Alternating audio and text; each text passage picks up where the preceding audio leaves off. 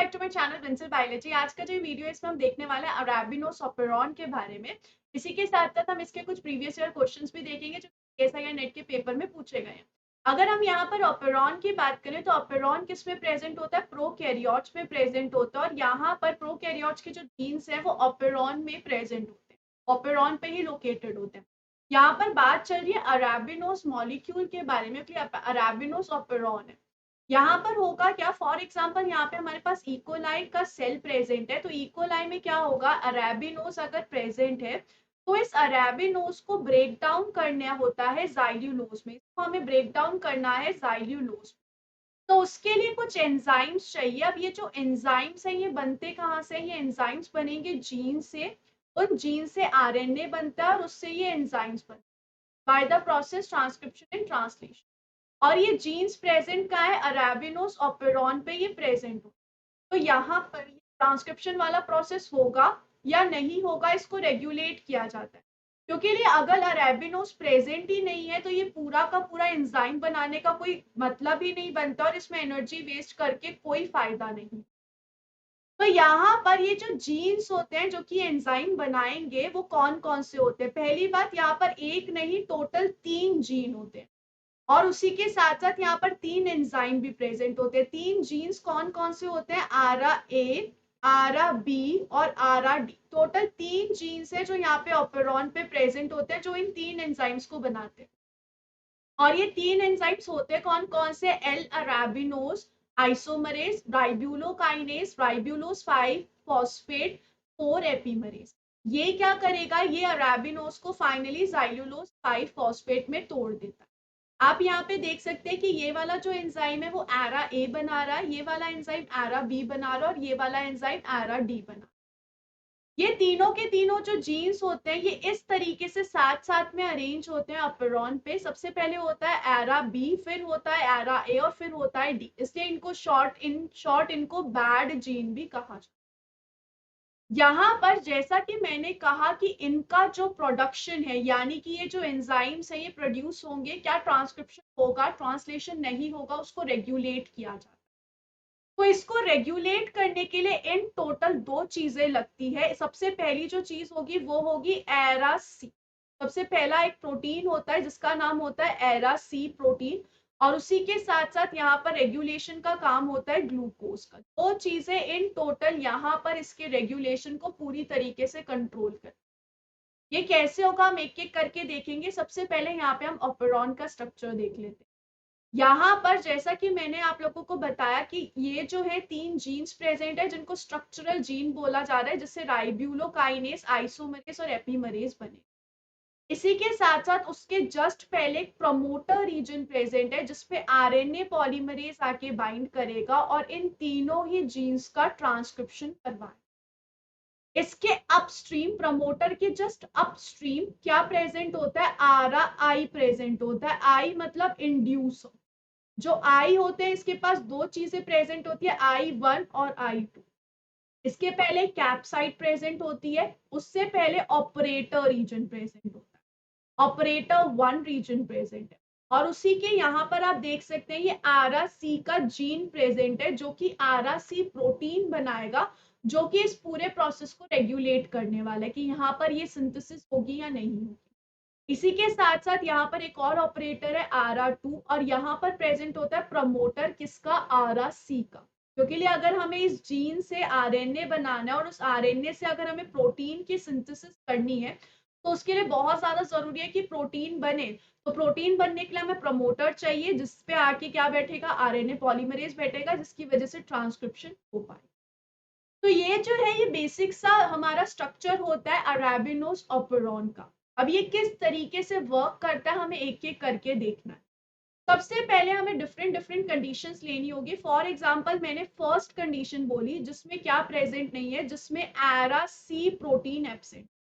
मैं first condition यहाँ पे ले रही हूँ जिसमें एरा सी प्रोटीन एब्सेंट होगा।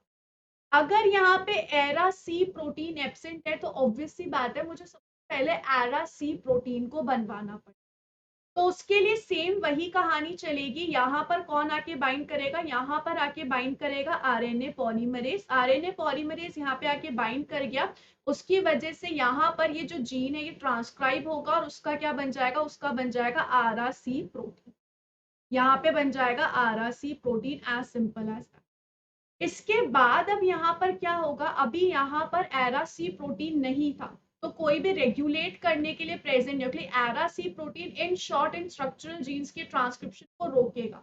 तो यहाँ पर रोकने के लिए कुछ प्रेजेंट नहीं है, तो यहाँ पर आरएनए पॉलीमरेज आराम से आके प्रमोटर रीजन से बाइंड करेगा, तो इसका भी ट्रांसक्रिप्शन चल सकता है, इसका भी ट्रांसक्रिप्शन चलेगा, बेसल लेवल पे इसका ट्रांसक्रिप्शन आराम से चल।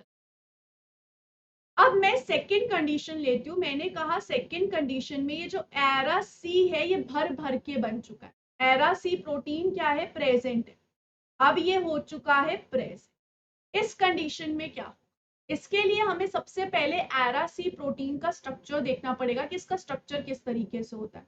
तो इसका स्ट्रक्चर यहाँ पर इस तरीके से है, यहाँ पर इसके पास क्या प्रेजेंट होते हैं, दो टर्मिनल डोमेन प्रेजेंट होते हैं। एक इसके पास होता है सी टर्मिनल डोमेन और एक इसके पास होता है एन टर्मिनल डोमेन। यहाँ पर जो एन टर्मिनल डोमेन है वो किसके लिए रिस्पॉन्सिबल होती है, वो डाइमराइजेशन के लिए रिस्पॉन्सिबल होगी। क्या मतलब है कि यहाँ पर टोटल दो एरा सी प्रोटीन आएंगे और इस तरीके से डाइमर बनाएंगे। उसी के साथ साथ यहाँ पर एक लिंकर रीजन प्रेजेंट होता है और उसके साथ साथ यहाँ पर प्रेजेंट होता है सी टर्मिनल वाला रीजन। ये सी टर्मिनल वाला रीजन किसके लिए रिस्पॉन्सिबल होता है, इसका काम होता है डीएनए से बाइंड करना। ये यहाँ पर भी डीएनए से बाइंड करेगा और ये यहाँ पर भी क्या करेगा, डीएनए से बाइंड। ठीक है, इसका बेसिकली ये काम। और यहाँ पर इन दोनों का काम क्या था, डाइमर बना, इन दोनों का काम था इस तरीके से डाइमर। पर जैसा कि मैंने आपको थोड़ी सी देर पहले कहा था कि अगर हमारे सेल के पास अरेबिनोस प्रेजेंट ही नहीं है तो वो एंजाइम बनाने की जरूरत ही नहीं पड़ेगी। फॉर एग्जाम्पल जैसे कि अभी हम ये सेकेंड कंडीशन देख रहे हैं जिसमें एरा सी प्रोटीन प्रेजेंट है और उसके साथ साथ अरेबिनोस जो है वो एब्सेंट है। अगर अरेबिनोस एब्सेंट है तो हमें ब्रेक डाउन करवाना ही नहीं और एंजाइम्स वहां पे प्रेजेंट नहीं होंगे। ठीक है, तो जिसकी वजह से अब यहाँ पर क्या होगा, यहाँ पर अरेबिनोस बाइंडिंग साइट भी प्रेजेंट होती है और इस बाइंडिंग साइट पे अरेबिनोस आके बाइंड नहीं करेगा। तो अब ये जो हमारे पास प्रोटीन है, डाइमर प्रोटीन है, ये जाएगा हमारे ऑपेरॉन के पास, इकोलाई के ऑपेरॉन के पास, और उससे जाके वो दो जगह पे बाइंड होगा।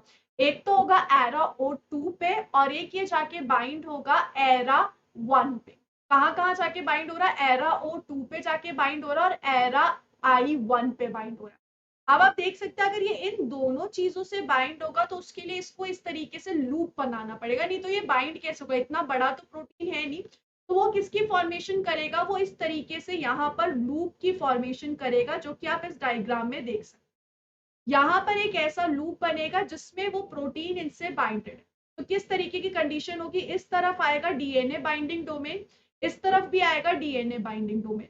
यहाँ पे है लिंकर, यहाँ पर भी सेम प्रेजेंट है लिंकर इस तरीके से। उसके साथ साथ ही यहाँ पर है एन टर्मिनल डोमेन जो कि डाइमराइजेशन के लिए रिस्पॉन्सिबल है और यहाँ पर भी एन टर्मिनल डोमेन होती है जो कि डाइमराइजेशन के लिए रिस्पॉन्सिबल। तो इस कंडीशन में क्या होगा, इस कंडीशन में लूप बनने की वजह से, अब ये जो लूप होगी ये थोड़ी सी और लंबी होगी इस तरीके से, फॉर एग्जांपल यहाँ पे ये पूरी की पूरी लूप बन जाएगी। जब इस तरीके से लूप बनेगी तो हमारा ये जो आरएनए पॉलीमरेज है ये आके प्रमोटर से इंटरैक्ट ही नहीं कर पाए। ये RNA polymerase won't be able to interact with the polymerase. अगर ये पॉलीमरेज से इंटरैक्ट नहीं कर पाएगा तो आरा जीन का एमआरएनए नहीं बन पाएगा।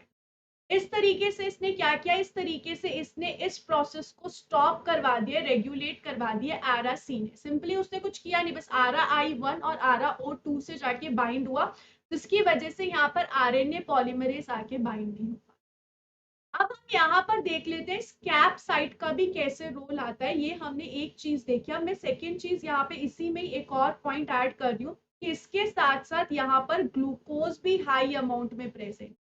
ग्लूकोज कैसा प्रेजेंट है, यहाँ पर हाई अमाउंट में प्रेजेंट। ग्लूकोज अगर प्रेजेंट होगा इकोलाई में तो हमेशा इकोलाई किसको प्रेफर करेगा, ग्लूकोज को प्रेफर करेगा और ग्लूकोज को अपने सेल के अंदर लेगा। एक बार अगर ग्लूकोज सेल के अंदर आ गया तो इसका काम क्या होता है, इसका काम होगा ब्लॉक करना एक एंजाइम को जिसका नाम होता है एडिनाइलेट साइक्लेज। अगर एडिनाइलेट साइक्लेज यहाँ पे ब्लॉक हो चुका है तो एडिनाइलेट साइक्लेज एटीपी को कैंप में कन्वर्ट नहीं कर सकता, जो कि इसका बेसिक फंडा होता है। एडिनाइलेट साइक्लेज का काम क्या होता है, एटीपी को कैंप में कन्वर्ट करना। अगर कैंप यहाँ पे बनेगा नहीं तो कैंप नॉर्मली क्या करता है, कैंप नॉर्मली एक प्रोटीन से जाके बाइंड होता है जिसका नाम होता है कैप प्रोटीन। कैप प्रोटीन का मतलब क्या है, कैटाबोलाइट एक्टिवेटर प्रोटीन। इसका मतलब होता है कैटाबोलाइट एक्टिवेटर प्रोटीन। ये जो कैटाबोलाइट एक्टिवेटर प्रोटीन है ये कैप साइट पे जाके बाइंड करता है, जो कि मैंने आप लोगों को पहले कहा था कि मैं कैप साइट, कैप के बारे में मैं आपको फिर से बताऊंगी।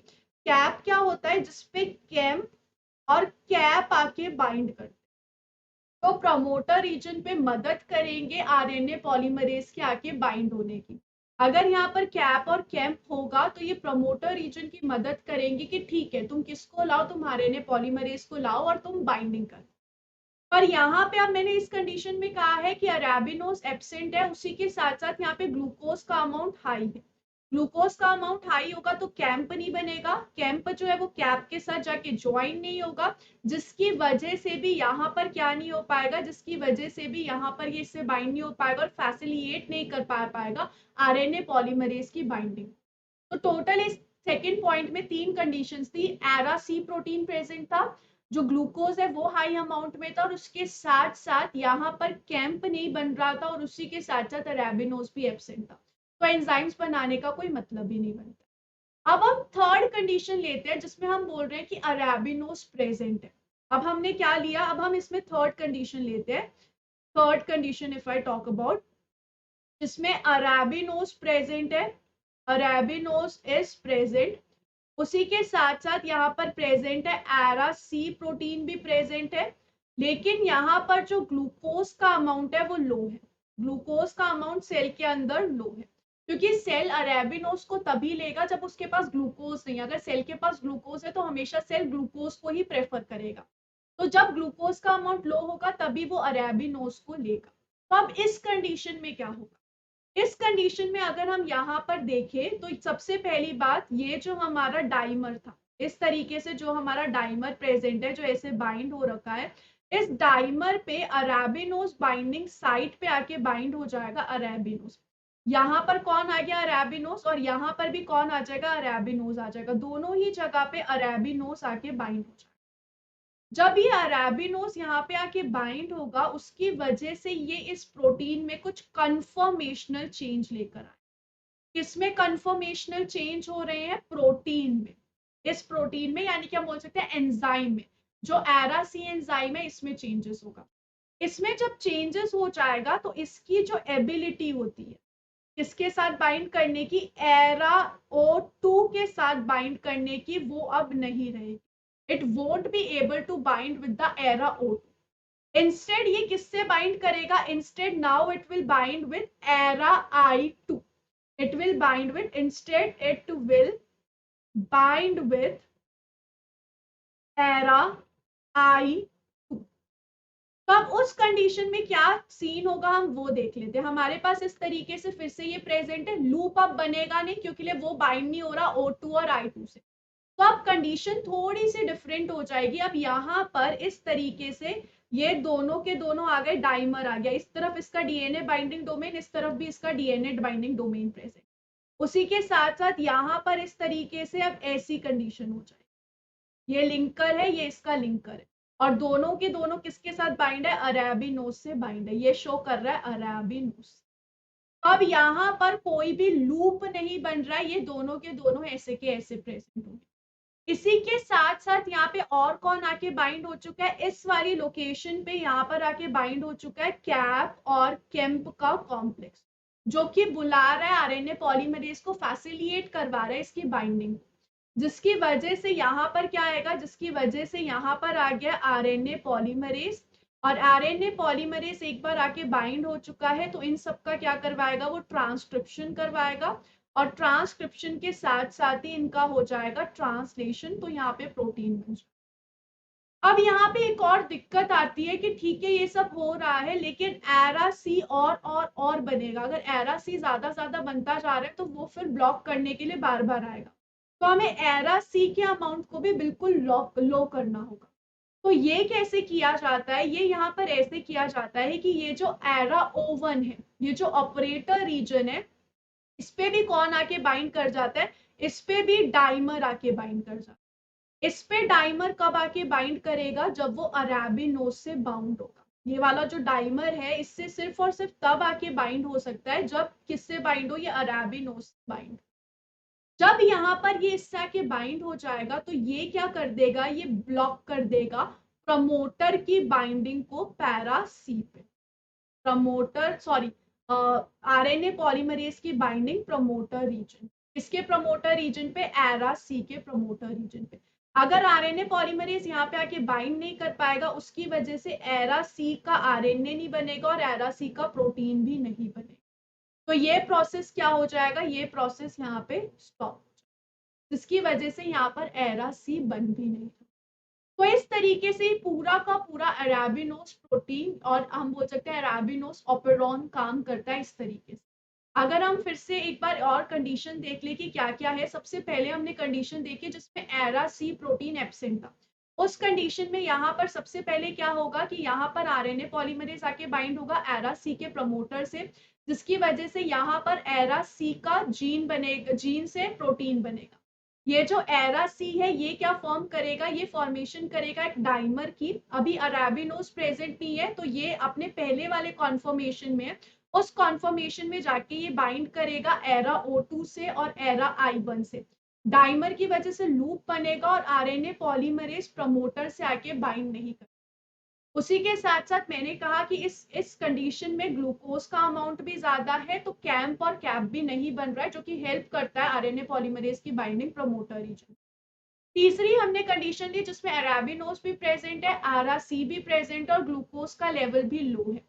तो इस कंडीशन में यहाँ पर क्या होगा? इस कंडीशन में यहाँ पर पूरी बात ही पलट जाएगी। इस कंडीशन पे यहाँ पर ये जो कैंप और कैप है ये आके बाइंड कर जाएंगे कैप रीजन पे।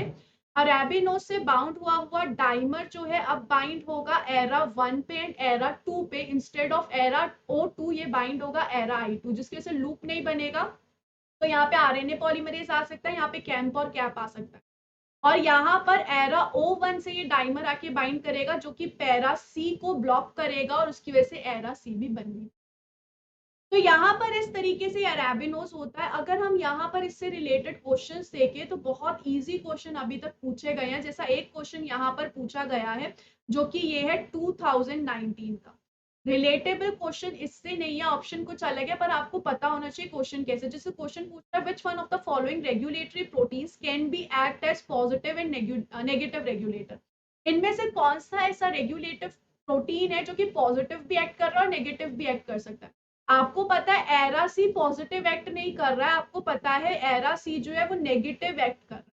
तो इस तरीके से आप इस ऑप्शन को आराम से गलत कर सकते हो। अगर आपने लैक ओपेरॉन और ट्रिप्टोफैन ओपेरॉन पढ़ा है तो आप इन ऑप्शंस को भी आराम से रॉन्ग कर सकते हो। तो अगर आपने भले ही लैम्डा रिप्रेसर के बारे में पढ़ा नहीं होगा लेकिन आप इस ऑप्शन को करेक्ट कर पाओगे। लेकिन कब कर पाओगे? जब आपने बाकी तीनों ऑप्शंस ठीक से पढ़े। अगर आप एरा सी के बारे में नहीं पढ़ोगे तो इन दोनों में कंफ्यूज होगे। तो ये 2019 का ही क्वेश्चन था। ऐसे ही यहाँ पर मोर रिलेटेबल क्वेश्चन है 2020 नवंबर में जो अभी एग्जाम हुआ था, मैच द कॉलम में। यहाँ पे एरा ओपेरॉन जो है उसमें क्या होगा? उसमें डीएनए लूपिंग होती है, अभी हमने पढ़ा, जब एरा सी का डाइमर बन जाए। तो हमें पता चल गया आर क्या है, आर फर्स्ट है, आर का फर्स्ट है। तो इस तरीके से ऐसे क्वेश्चन अभी CSIR नेट पूछ रहा है, इससे रिलेटेड हो सकता है पूरे स्टेटमेंट बेस्ड क्वेश्चन भी हमें जल्द इस ओपेरॉन से देखने मिल जाए। I hope guys this video was really helpful for you. Thank you so much for watching this video and don't forget to subscribe my channel and share this video with all your friends. Thank you so much guys. Bye bye.